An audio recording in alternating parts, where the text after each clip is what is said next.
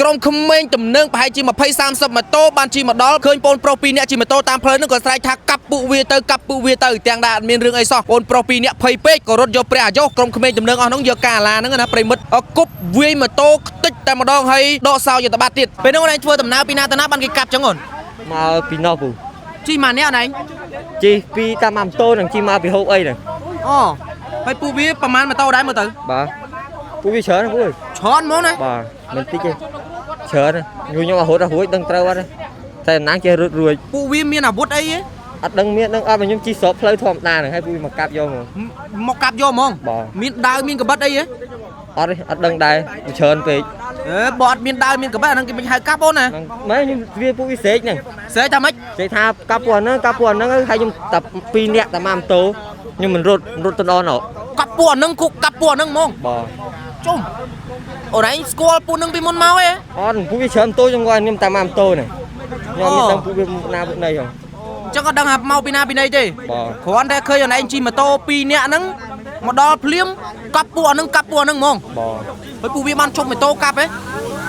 វាយកកាឡាវាយម៉ូតូខ្ញុំអូយកកាឡាវាយម៉ូតូណៃបាទឲ្យដកសោទៀតដកសោទៅបាត់ហ៎បាទម៉ូតូណៃដកសោទៅបាត់ឥឡូវសល់តែម៉ូតូបាទដកសោអូឥឡូវវាយម៉ូតូណៃខូចកន្លែងណាខ្លះយកកាឡាវាយម៉ូតូណៃហ្មងណាអូណែអូណែប្រិមិត្តបាទគ្រាន់តែឃើញគ្នាជិះម៉ូតូ2នាក់ហ្នឹងបាទ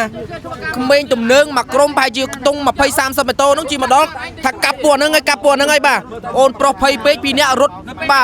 ផាកញ៉ាំមកណារត់ទៅណាពេលហ្នឹងរត់យកព្រះអាយុសិនណាឥឡូវដល់ពេលរត់ចឹងទៅសល់តែម៉ូតូពួកវាយកកាឡាហ្នឹងវាយម៉ូតូណៃហ្មងឥឡូវដកសោបាត់ទៀតដកសោបាត់ហើយណាជីទៅផ្ទះបដៅមានន័យផ្ដាំផ្ញើពួកវាឯអូនណាអត់មានស្គាល់ពួកវាផងសុកពួកវាមកធ្វើសកម្មភាពចឹងណាដឹងពួកវាមកពីណាពីណីខ្ញុំជិះស្លូតខ្ញុំវាយវាមកនឹងទៀតខ្ញុំជិះតែម៉ូតូមកហូបស្ទីងណាឥឡូវខ្ចៃស្ទីងខ្ទេចមកពីហូបអំបោលើដាក់ពីបដងឯអូនមិនដែរពូទៅផ្ទះនៅទៅផ្ទះមិនបើសោមតោគេដកបាត់ហើយហើយណៃចេញមកពីណាអូនចេញហូបអីចេញពីហូបអីបាទពួកវាប្រហែលប្រហែលម៉ូតូដែរចង់30ម៉ូតូ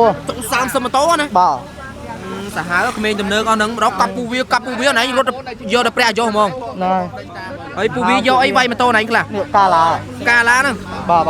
មានប្រុសសុតឬមកក៏មានស្រីដែរមើលទៅមើលដែរមិនឃើញប្រុសសុតហ្នឹងអត់ប្រុសសុតទេណាអរគុណអូនឯសាហាវប្រិមិត្តបានដែរគឺជាម៉ូតូរបស់ប្អូនប្រុស2នាក់ដែលយោងតាមការបញ្ជាក់ហ្នឹងជាម៉ូតូសុកមកបាទចេញពីហូបអីមកស្រាប់តែ